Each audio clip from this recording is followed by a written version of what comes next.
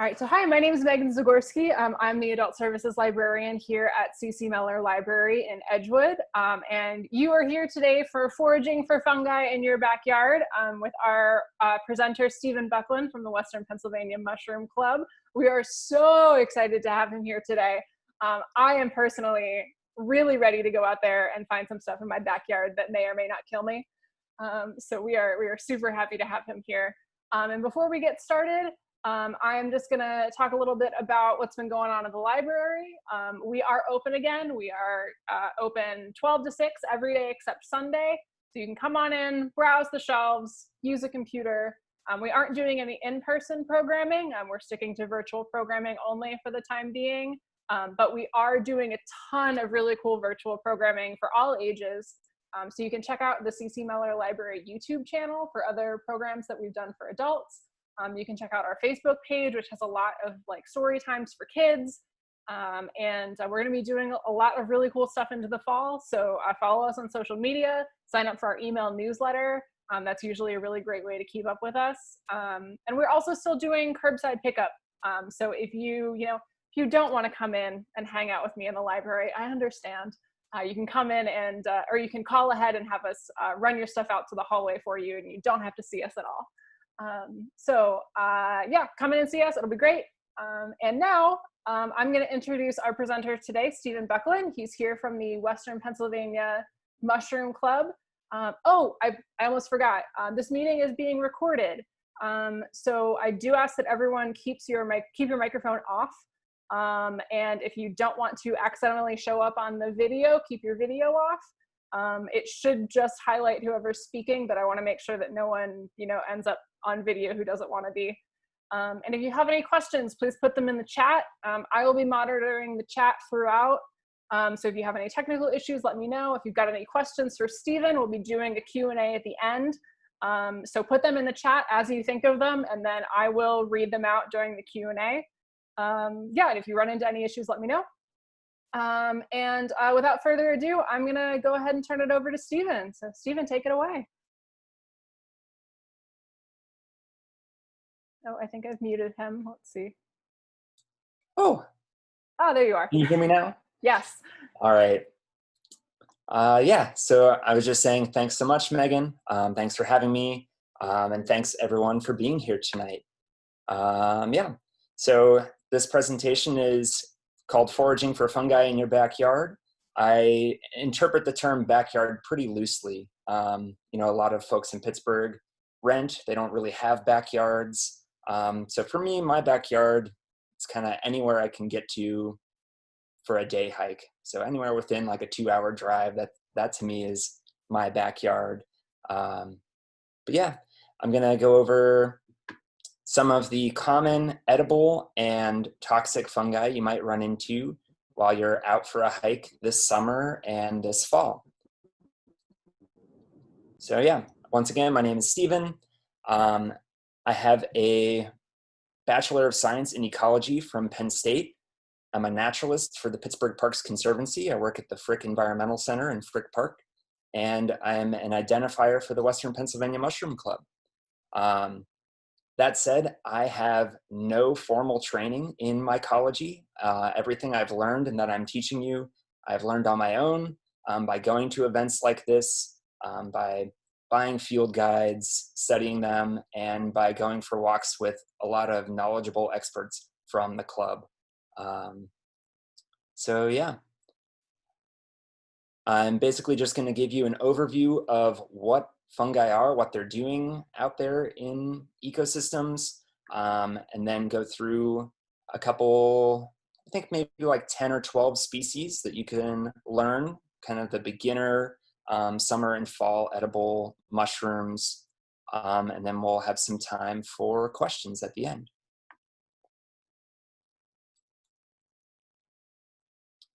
So fungi are an entire kingdom of life. There's about 120,000 described species of fungi, but that's not even a significant amount of the number that are estimated to be out there. Between 2.2 and 3.8 million species are estimated to exist on Earth. Most of them don't produce mushrooms. And in North America, there's about 10 to 12,000 species of mushroom producing fungi, and Pennsylvania is home to at least 3,000 of them. So we're talking about an incredibly diverse group of organisms that are really important to life here on Earth. Fungi play really important roles in decomposition, especially. They're involved in the decomposition of 90% of the organic material on Earth. And most of us are here because we're interested in learning about which mushrooms are edible. I found this statistic, and these are all rough estimates, but of the mushrooms that exist, about 50% are inedible. They're kind of just like tough, not really worth harvesting to consume. 25% are edible, but they're not really tasty. They're kind of flavorless or bland. 20% can make you sick. 4% are delicious, what are often called choice edible mushrooms, and 1% could kill you.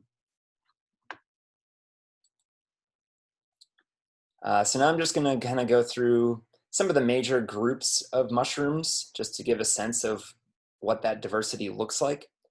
And these are single pictures of groups that contain hundreds, if not thousands of species. So we've got crust fungi, club and coral mushrooms, cup fungi, brackets, and shelves. A lot of these are polypore mushrooms.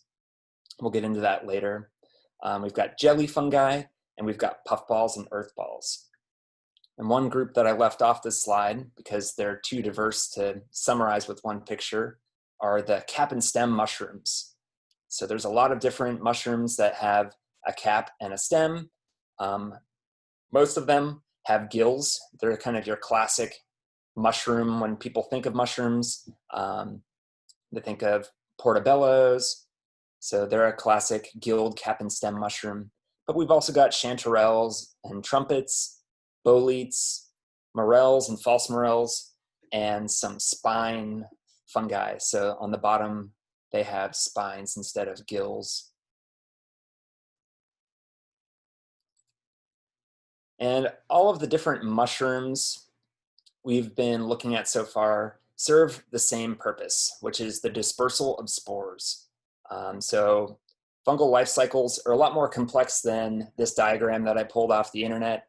But I just wanted to give folks a sense of when you're harvesting a mushroom, it doesn't kill the fungus. The fungus is growing in the ground or in the log as tiny microscopic, usually threads that are slowly decomposing that material. And when you harvest the mushroom, you're removing the reproductive structure. So it's kind of like picking an apple off of an apple tree. That's the analogy most people give. And spores are also really important for identifying mushrooms. You can learn a lot about a mushroom's identity just by observing their spores. But there's a lot more to identifying fungi than just looking at their spores. Really, the most important thing to keep in mind is when you're trying to identify a mushroom, you want to try to describe it in as much detail as you possibly can. There's pretty much nothing you can observe about fungi that might not be useful for identifying them. There's multitudes of macroscopic physical features to observe. Color and shape are great places to start, but if you want to get close to identifying something to a species, you've really got to look beyond just color and shape. You've got to start looking at the finer details of these mushrooms. And one of those details is looking at the underside. A lot of people, when they get started learning how to identify mushrooms or getting interested in mushrooms, they just take pictures of them as they are growing out of a log or out of the ground, and they miss one of the most important parts of the mushroom, which is the fertile surface or the spore-bearing surface, which is usually found on the underside of the mushroom. So there's a lot of detail that can be captured there.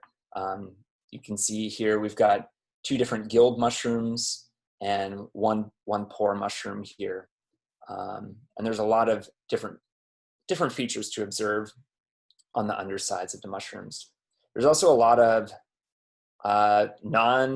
physical features, like chemical-based features. For instance, the smell of a mushroom could be a really important clue in helping you identify it. Certain chemical compounds give off particular smells that can be identified and can help you figure out what species you're looking at.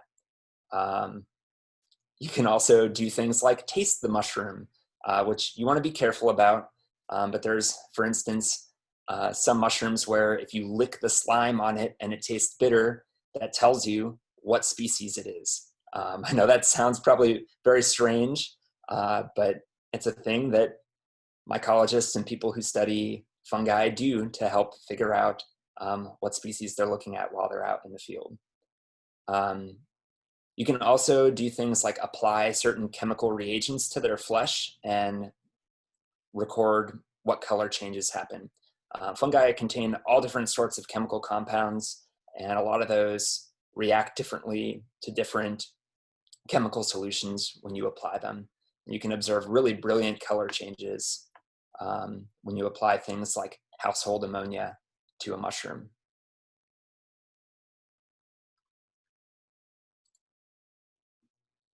So yeah, I also wanted to just emphasize how complex fungi are, and that identifying them is a skill. And like all skills, it takes practice to be good at this. And you're gonna get things wrong. You know, I'm still learning a lot of these fungi myself. And even the experts misidentify mushrooms from time to time. So be patient with yourself. Don't expect to get it right every time. And yeah, pay attention to the details. Obviously, having respect for the fungi and the habitats that sustain them are essential. If you don't have respect for them, you might miss out on some of the more important details. And a lot of the joy in foraging really comes from just appreciating the habitats that you find yourself in as you're looking for these mushrooms. And then the last thing I wanted to share here is just that sometimes foragers go out with this kind of idea in their head that they're going to find something for dinner to take home that night, and they'll stop at nothing to make sure that they go home with something. But that something might be poisonous. So wishful thinking and greed have no place in foraging. They could make you sick or worse. So yeah, next I'm gonna get into some of the mushrooms you might see out for a walk. But before I do that, I just wanted to share a little disclaimer. Basically, you're on your own. I'm sharing some information with you. This is a good start, but you shouldn't just watch this presentation and then go out and try to pick something to eat. You should be consulting multiple resources, sharing your pictures or specimens with experts or with people who have identified and consumed those mushrooms before. Yeah, so you're responsible for the choices that you make.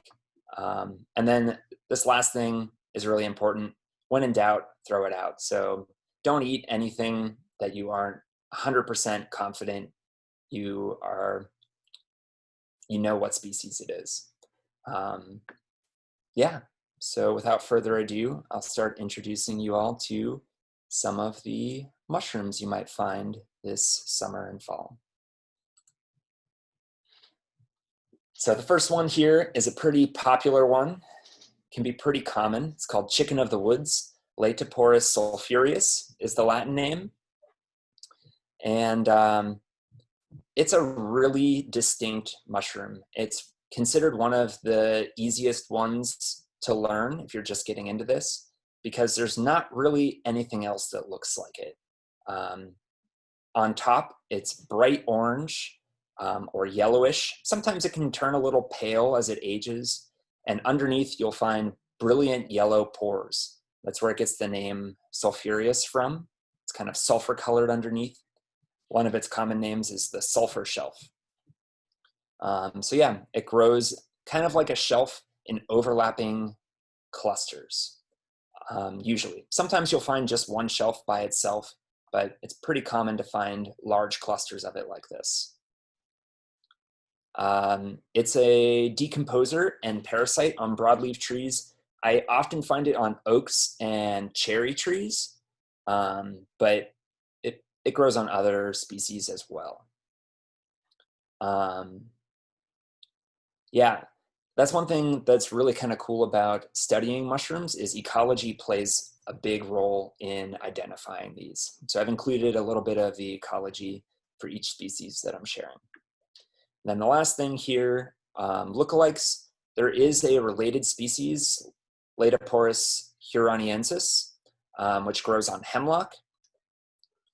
And it has been reported to cause gastrointestinal distress for some people, but some people eat it without issue. That said, some people also experience gastrointestinal distress when consuming this mushroom, chicken of the woods. So if you've never tried this mushroom, definitely only sample a small amount of it the first time you try it, because some people will experience a reaction to it where it'll cause some upset stomach or other symptoms. So just something to keep in mind for any of these wild mushrooms. You know, it's like trying any food for the first time.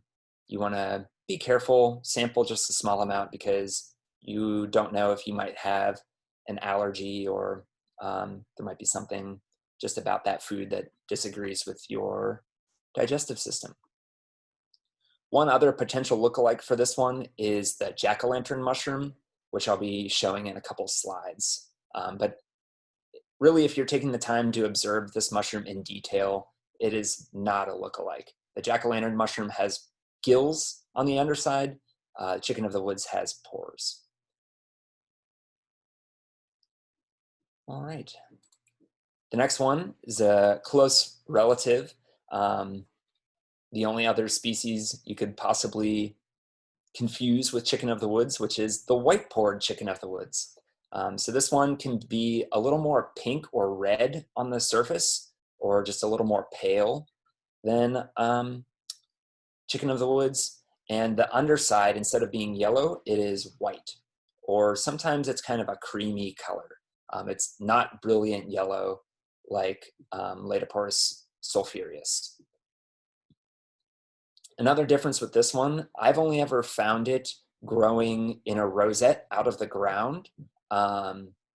So it grows kind of still in overlapping shelves, but in a circular pattern out of the ground from the roots of a dead or dying tree.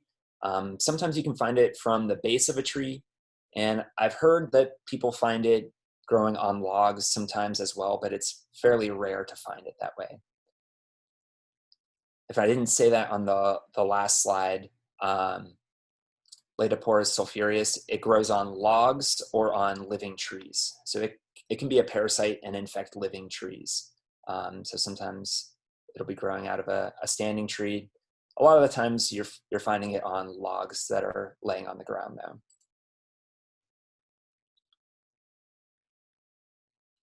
And then one last thing is just that chicken of the woods, as it ages, gets kind of pale and it gets kind of tough. So for both of these, you want to make sure that you're harvesting just the youngest and freshest specimens that you can find. The flesh should be pretty soft, pretty easy to cut through with a knife. If it's kind of woody or stringy, it's not going to be really as tasty or delicious as a young, fresh specimen. And in my opinion, it doesn't really taste much like chicken, but it definitely has a texture similar to chicken. Yeah, really delicious mushroom, great in stir fries or soups. All right, and here's the jack-o'-lantern mushroom, Omphalotus illudens. And this is considered a toxic lookalike of chicken of the woods, but as you can see here in this picture, it's got gills, and that should easily separate it from chicken of the woods as you're out looking at these mushrooms. It also grows in clusters from dead wood. Usually I find it growing from buried wood, like the roots of trees, but it can be growing at the base of a tree, just like you'd find chicken of the woods. And yeah, it's got similar colors, this bright orange color. And the gills will kind of run down the stem a little bit. That's what the term subdecurrent means. Cool. And it gets the name jack-o'-lantern because this mushroom is bioluminescent, which is pretty awesome. And it's kind of hard to see. I've tried seeing it out in the woods. I've kept track of some specimens that fruited in Frick Park a couple years ago. I tried to come back at night and see if I could see them glowing, but there was too much light pollution here in the city to really see their glow. But if you find it and you want to see the bioluminescent properties, a really fun thing to do is to take one home and kind of shut yourself up in a room that doesn't have any windows, that is pitch black. So if you have like a walk-in pantry or a closet that you can be comfortable sitting in for 10, 15 minutes while your eyes adjust, it's really a cool experience to see the glow on this mushroom. It has this really faint greenish, kind of like highlighter green glow to it, coming from the gills on the underside. So definitely recommended if you ever find this. Also, I can't stress enough how important it is to be careful with this one. It looks and smells like it would be delicious. It has this wonderful fruity smell to it. It looks like a big mushroom that you'd want to take home and chop up and cook up, but you will definitely regret it if you do. This mushroom causes violent expulsion of your digestive tracts, I think from both ends. So definitely not one you want to mix up with an edible species.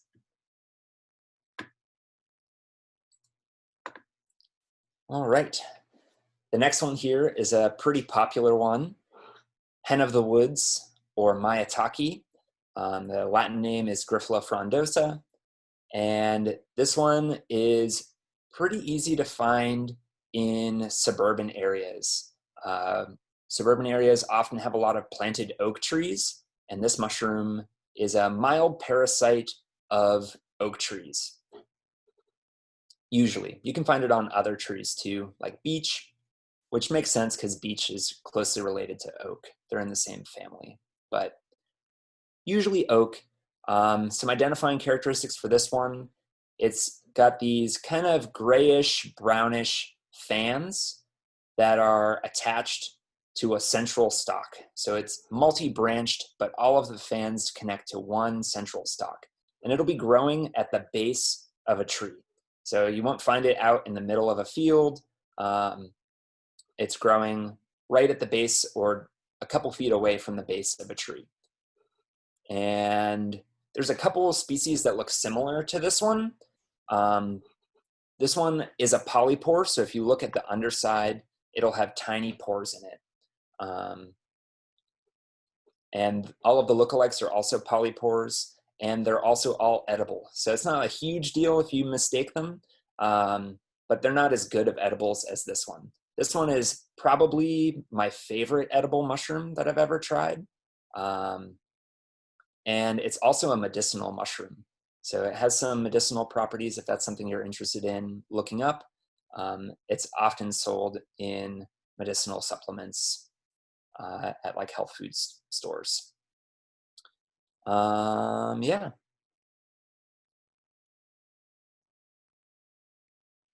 Also, you can purchase this one in a lot of grocery stores. It's a commonly cultivated mushroom now. So you can check different Asian grocery stores. I've found it at Lotus in the Strip District, and I think you can find it at other stores too. Maybe Market Districts sell it. Really delicious. I think the wild ones taste slightly different than the store-bought ones, but they're pretty comparable. and pretty delicious.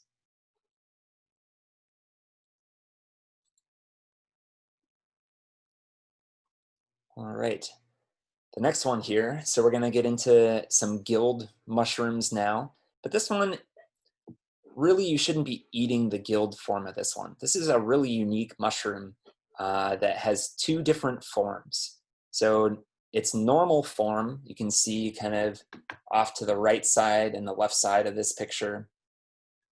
It looks like a normal cap and stem mushroom with gills. And the gills are, I think, slightly decurrent. They come down the stem a little bit. And this is an Entoloma species, the aborted Entoloma abortivum. And the Entolomas in general are called pink gills because their spores are kind of salmon colored. And this is the only good edible among the Entolomas that I'm aware of. And really the part that most people collect and take home to cook are the aborted forms of this mushroom. And those form when this mushroom parasitizes another fungus. So there's another group of mushrooms called the honey mushrooms. They're mostly in the genus Armillaria, and they are parasites and decomposers. And this mushroom will come along and kind of parasitize the mycelium of those mushrooms and develop these aborted forms. So they're kind of white and spongy. They're kind of cauliflower-like, but soft. And you find them typically on dead wood or growing out of the ground, probably from buried wood, where the honey mushroom mycelium is growing.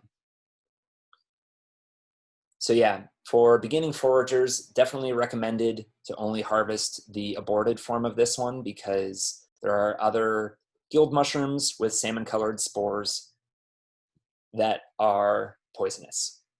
So you wouldn't want to mix them up, even in situations where I can clearly tell that this is the non-aborted form growing with the aborted form. I've left it behind because I just don't feel comfortable taking that risk.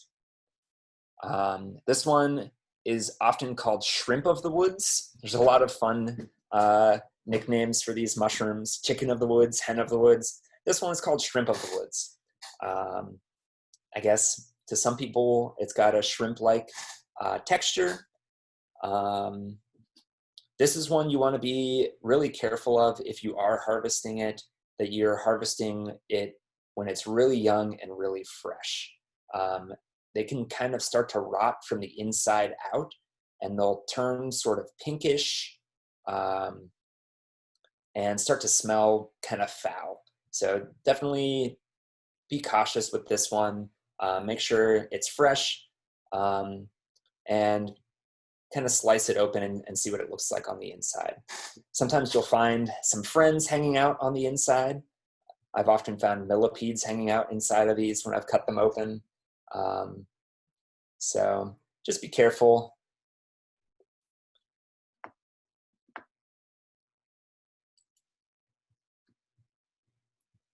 All right, so I was talking about honey mushrooms on the last slide.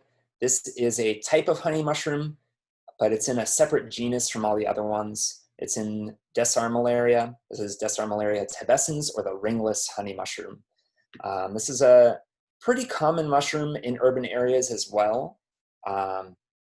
Usually it's growing from the roots of a tree that has been cut down. So it pops up in yards after people have cut down the trees that were in their yards. But you'll sometimes find it from trees that are still standing and still somewhat alive.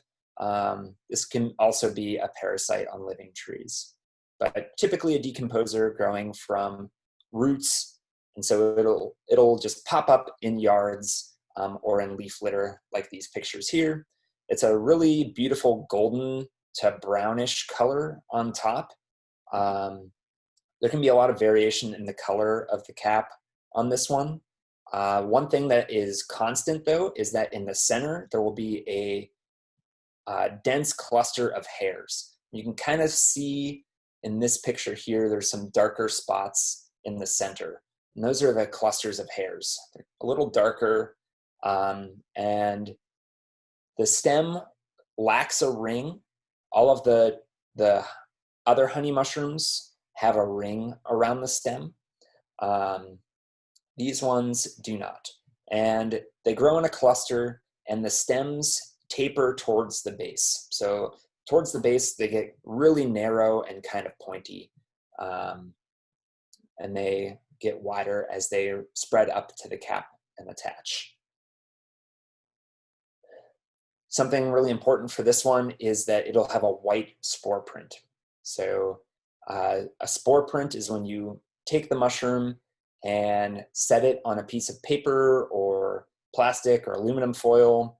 I often just use like junk mail, like the backs of envelopes, whatever I have laying around.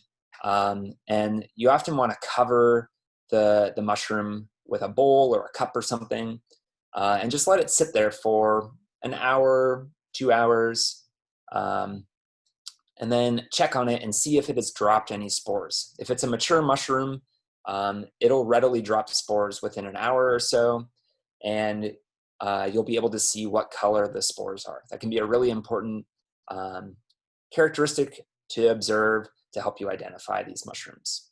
So again, this one will have a white spore print. So that means you'll want to put it on something that isn't white so that you can actually see if it dropped spores. So don't use just a white piece of paper.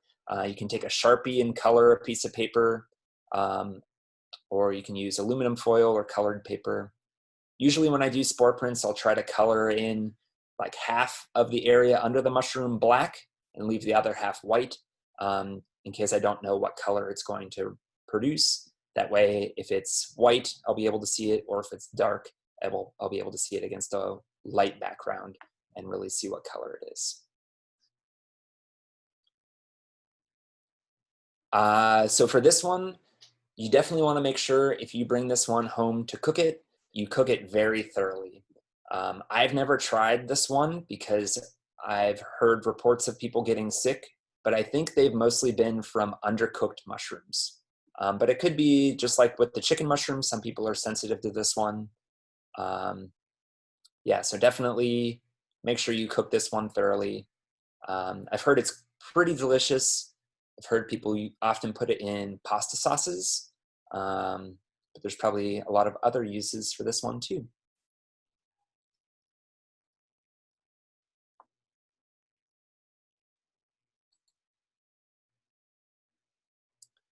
All right, so the next few mushrooms I'm going to share are puffballs. Puffballs are pretty fun mushrooms. They're just these kind of round-ish, solid mushrooms that'll show up usually on the soil, but sometimes on wood.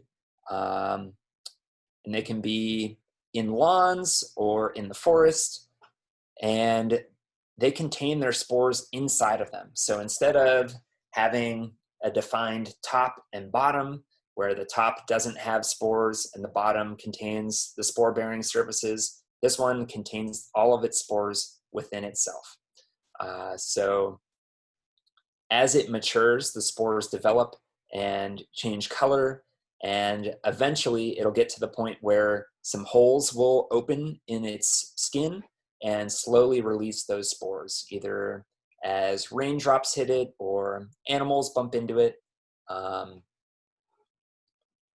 Yeah, it'll just kind of slowly release those spores. So this one here is the giant puffball, Calvatia gigantea, and it is a very large puffball. So you can see it compared to my hand here on the left.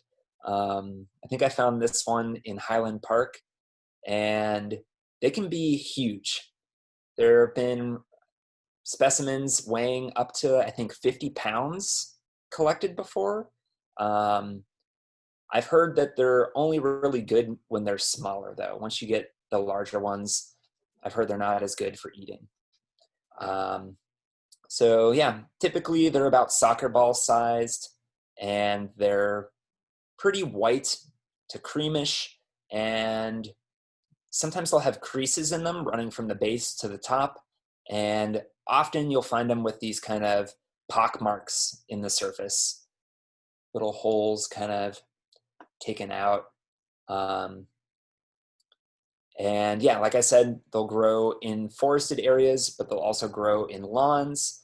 They're decomposers of dead material in the soil. And there's a lot of different puffball species, but none of them get quite this big. So for this one, that inside where all the spores are, as it's developing, it's called gleba, kind of a fun word, G-L-E-B-A. And you want to make sure that the inside of this one is pure white. If it's slightly yellow or green, the spores have started to mature and it's no longer a good edible. Supposedly it gets kind of bitter as the spores mature. So you want to make sure that the flesh is really firm and white if you're harvesting this one for the table. In terms of preparing it, some people like it deep fried or pan fried. People will like batter it and bread it. Some people slice it thin and dehydrate it and then crumble it into a powder and then use that powder to flavor soups. Those are two of the ways I've heard of people preparing this mushroom. I've had it pan fried and it's pretty yummy, kind of eggy tasting. Here's another puffball species. This is the Gem-Studded Puffball, Lycoperdon perlatum. It's pear-shaped and white, and it has all of these spines along its surface, especially the upper surface. Closer to the base, it doesn't really have spines there. And the interesting thing about these spines is that there will be large ones, and then there will be kind of little granules and smaller spines mixed in among them. And the large spines, if you knock them off, it'll leave behind a little pit where the spine was attached. So these ones are general decomposers of forest debris. You can see here they'll grow on the forest floor or on pine cones. Yeah, and same thing for this one. You want to cut it open, cut it in half, do like a cross section, and make sure that the inside is solid white and that there's no other shapes or colors happening on the inside of this mushroom. One of the lookalikes is Scleroderma citrinum, the common earthball, which if you cut it open, the mature ones are purple or black on the inside instead of white. And the outside doesn't have these spines, instead it has scales. I've got a slide of that one up in 2 slides, so I'll show you that one. Another possible lookalike for this one are Amanita buttons or phallus eggs. Amanitas are a really famous genus of mushrooms. They're home to the most toxic mushrooms that grow in North America. And when they're immature, they often are totally encased within a universal veil. So they look like a blob, just like a puffball. But if you cut those in half, you'll see the shape of a mushroom inside of there. So you'll see the cap and the gills developing and the stem. So you want to make sure with these puffballs, especially if you're new to this, that you're cutting them open and checking the inside to see if they're solid and white the whole way through, or if they have shapes or colors to them. All right, this is the last edible puffball I'm going to share. This is the Pear-Shaped Puffball. There was a recent taxonomy change with this one, I think. It's been moved around into a couple different genera. I think now it's in Lycoperdon, and its species name is Pyriforme, which means pear-shaped. So yeah, similar in shape to the Gem-Studded Puffball. It's kind of tannish with a smooth surface. It doesn't have spines on it, and you'll often see this one growing on logs. It grows from wood. It's a decomposer of woody debris. Yeah, so up next is the Common Earthball, Scleroderma citrinum. And this one is a poisonous mushroom. So you definitely want to be careful with your puffballs that you're not getting this mixed up with the edible puffballs. This one is much firmer and tougher than the edible puffballs. The edible puffballs will be kind of squishy when you feel them. This one is going to be very firm, and like I said, inside it'll be black or purplish black, and that's the color of the spores as they mature. This one is thought to be mycorrhizal with various trees in the forest, but sometimes you'll find it growing on decaying wood. And so there's a possibility that maybe it has some other ecological function. But yeah, for those that don't know, mycorrhizal mushrooms are really important for the health of forests. They grow in association with the roots of different tree species, and they are able to give nutrients to the trees that they wouldn't be able to get otherwise. So these fungi will grow through the soil and dissolve minerals and trade them to the trees for the sugars that they're producing with their leaves. So it's a pretty fascinating relationship that they have. And these mycorrhizal fungi will connect multiple trees in a forest and enable them to share nutrients and sort of in a way communicate with each other, which is pretty fascinating. Definitely worth looking up sometime. So yeah, this one will make you sick if you eat it. So just make sure that any puffballs you're consuming are squishy and don't have these warts on the outside. If they have anything on the outside, they have spines. All right. So speaking of poisonous fungi, I wanted to go over a couple more toxic species just to make sure that folks know what those ones look like. So this is the Eastern North American destroying angel. And it doesn't get that name for no reason. This mushroom is responsible for a majority of the fatal mushroom poisonings that occur throughout the Appalachian region. So it's definitely one that's important to learn and recognize.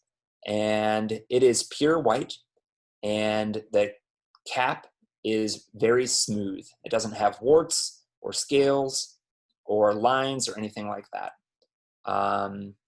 The stem is pretty long and textured. So it will have kind of a fuzziness to the stem if you look very closely. And along the stem, you can see in this picture here to the right, it's got a skirt-like ring around the stem. And buried here in the soil will be a large sac-like base. It's called a vulva. You can kind of see it developing here on these photos to the left. So this is what I was talking about, where it'll form inside of an egg-like blob, and then it'll kind of tear away that universal veil as it develops. This one is pretty common around here. It's mycorrhizal with different oaks and hemlocks. And you'll probably encounter this mushroom anywhere you go for a hike this summer or fall near those tree species. And here's a picture of what I was talking about earlier, where if you slice this in half, you can see the cap of the mushroom developing inside of there. So that's what you want to look for when you're harvesting puffballs. You want to make sure you cut them open and you don't see anything that looks like this. It should be solid white inside with no difference in texture.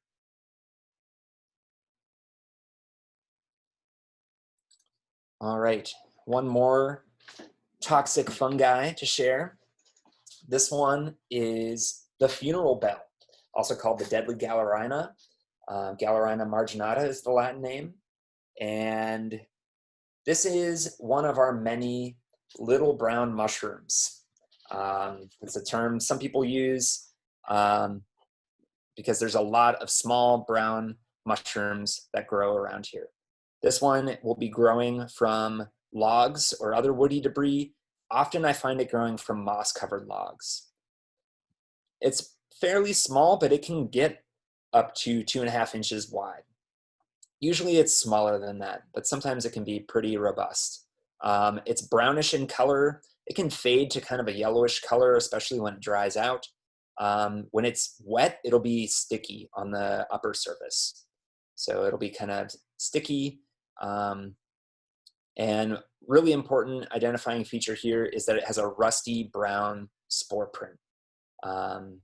It has a partial veil that will cover these gills when it's developing. And you can see on some of the stems here that there's some white tissue stuck to the stem. It'll leave a tiny bit of a ring. Often that ring will kind of wash away as the mushroom ages. And so that's not the best feature to look for. So it's really important that you're looking at all of the different parts of this mushroom to identify it. The gills should be attached to the stem. Sometimes they'll slightly come down the stem.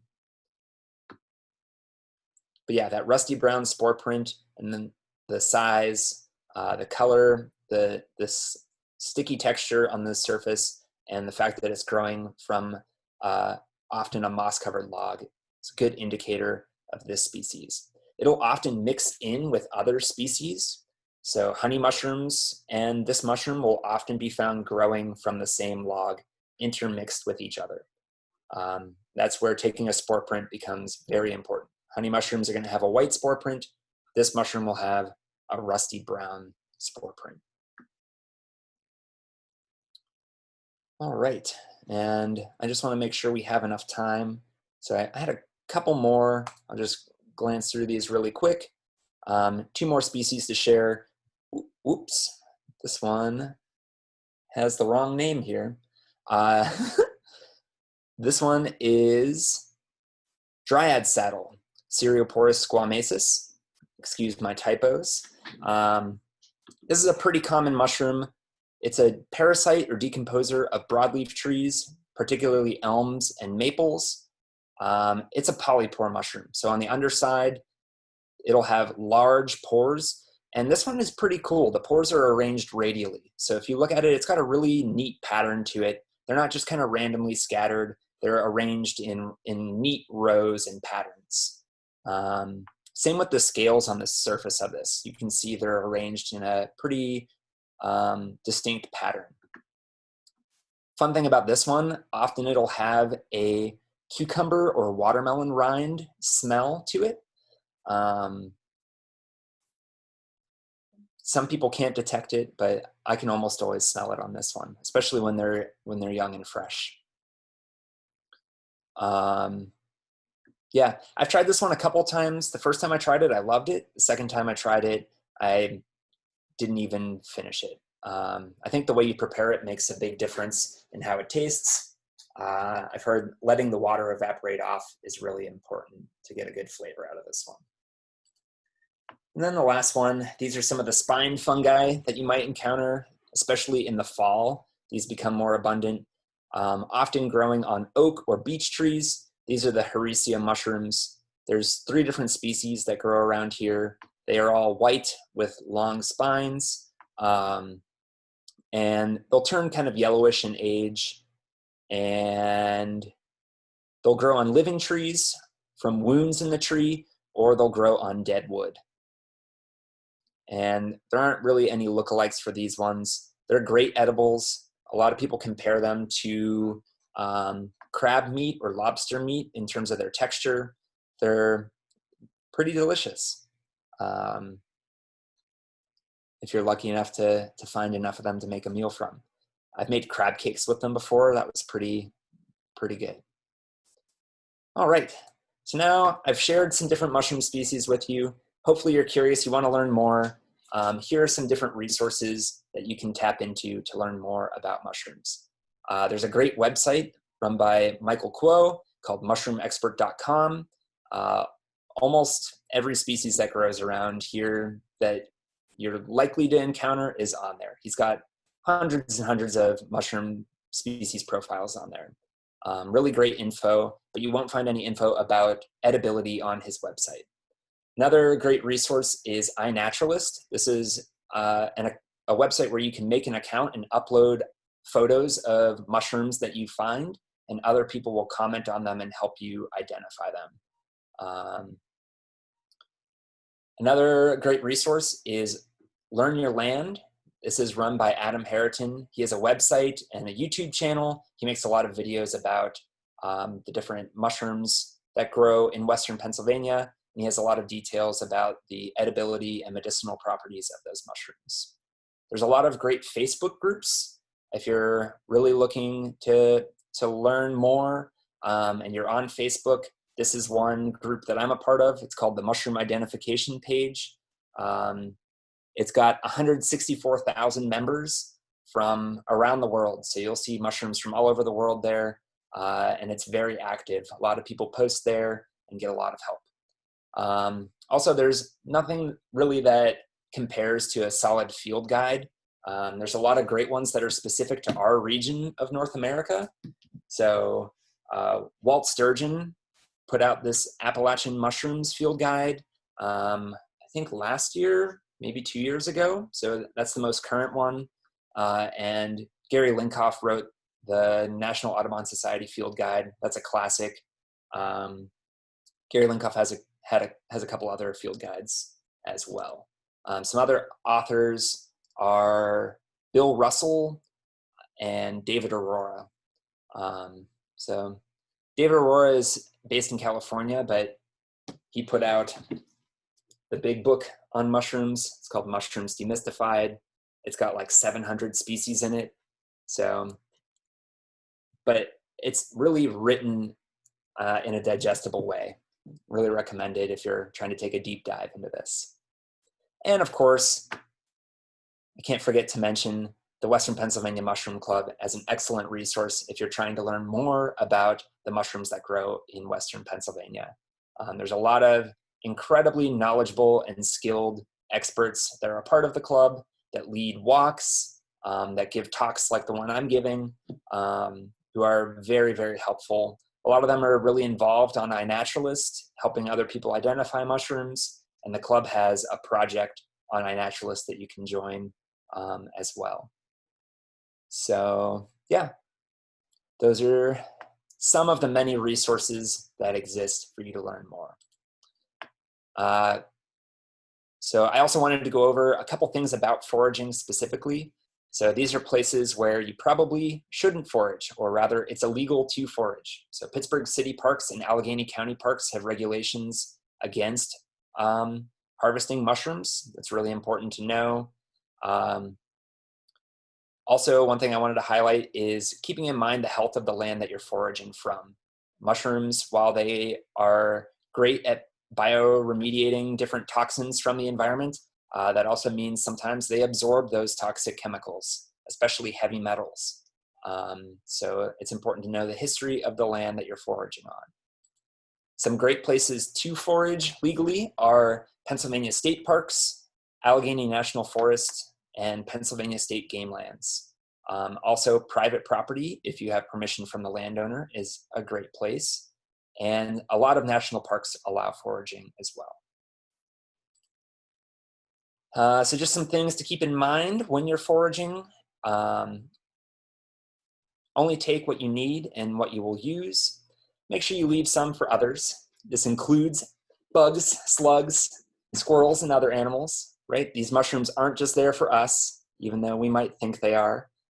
They're an important part of the ecosystem. They're important food sources for a lot of different organisms. Make sure you stick to trails, and if you are venturing off trail with a group, make sure you spread out so that you don't create new social trails. And just be kind and thoughtful. Make sure you're taking care of the land, because the land is providing you with that experience and that food and medicine. So take care of it. And that's all I got. Well, thank you, Stephen. This has been wonderful. And we have a bunch of questions in the chat. So if you've got any more, feel free to put them in. We've still got some time here. So I'm going to go through the chat and start reading out some questions. Let's see. So first off, are there any mushrooms that touching or smelling is toxic? Should I wear gloves at all times while foraging? There are not really any that are toxic by touching or smelling. There are some species in some instances where if you inhale their spores, they could infect your airways. But I think it's pretty rare, and it's typically only seen in immunocompromised folks. And yeah, I think the species of concern there is the split gill mushroom, Schizophyllum, forgetting the species name of that one, but split gill mushroom. Are the red mushrooms with the white spots okay to eat? A little vague there, but I hope you know what they're talking about.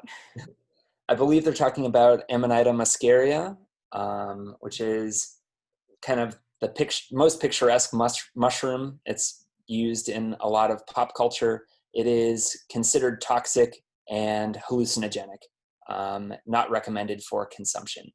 Supposedly there are ways to prepare it that remove the toxins and hallucinogens.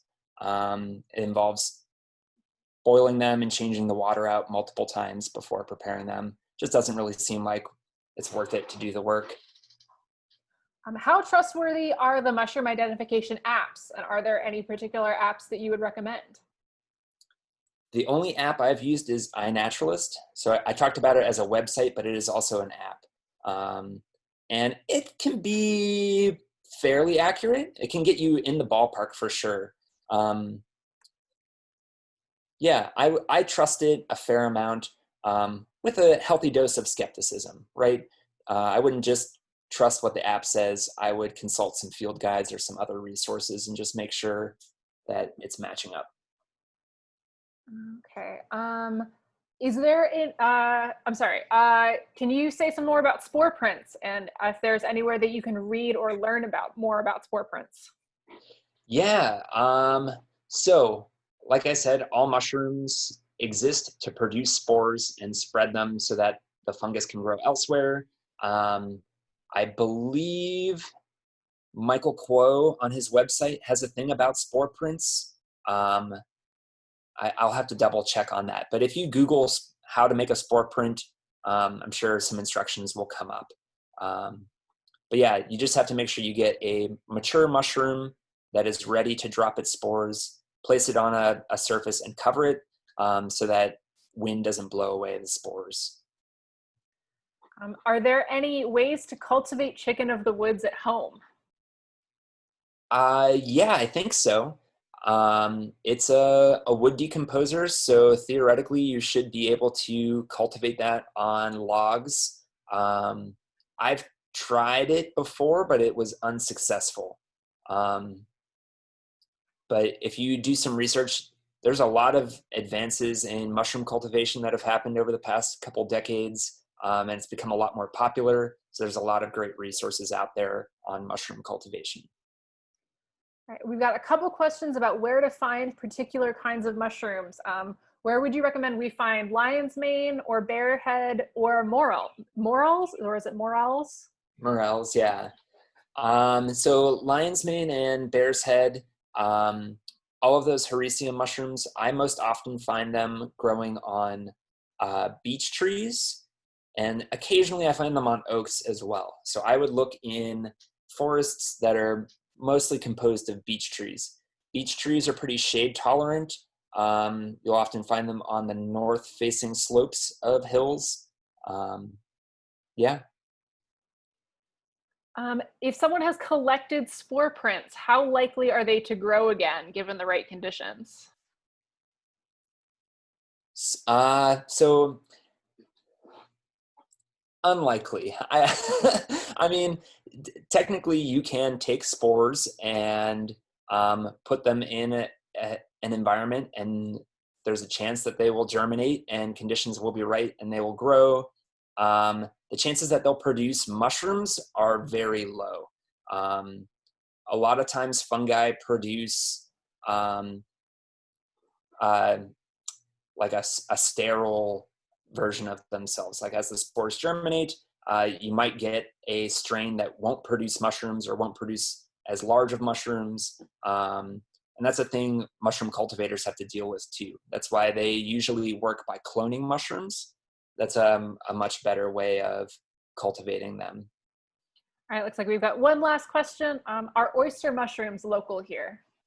Yeah, I meant to include them in my slides, but I didn't know if I'd have time for them. Oyster mushrooms are very local. We have 3 or 4 species of oyster mushrooms that grow around here. There's a summer oyster mushroom and a winter oyster mushroom. It grows in the fall and spring. And they're pretty popular. You can find them all over the place. I'll often find them growing from dead ash trees. We have a lot of dead ash in Pennsylvania from the emerald ash borer. So I'll often find them growing from those trees. But they'll grow from a number of other tree species as well. All right. And we are just about out of time for today. Thank you so much, Stephen, for taking the time to talk with us. This has been so informative, super fun. I'm sure everyone's really excited to get out there and find something delicious. Just so everybody knows, if you missed my intro, the library is open again. We're open 6 days a week. You can find out more information about that on our website. And September is Love Your Library Month. So any donation that you make to any public library in Allegheny County, not just us, but any donation you make to a library in September will be matched by the Jack Buncher Foundation. So it's a great way to make your dollar go a little bit farther. And it's, our big fundraising push for the year. So your donation is what makes programs like this possible. It lets us do our virtual story times. It lets us reopen the library, lets us put up those very nice plexiglass shields to keep us all safe. Yeah, go to ccmellerlibrary.org/donate. You can also sign up for our email newsletter on our website, and follow us on social media. And if anyone would like to see the recording of this program, we'll have it up on the library's YouTube channel within the next week. And you can find that just by searching CC Meller Library on YouTube. And we'll probably have something up on our social media about it as well when it goes live. So thank you everybody for coming. Thank you, Stephen, again, for being such a wonderful presenter. And everybody have a good night.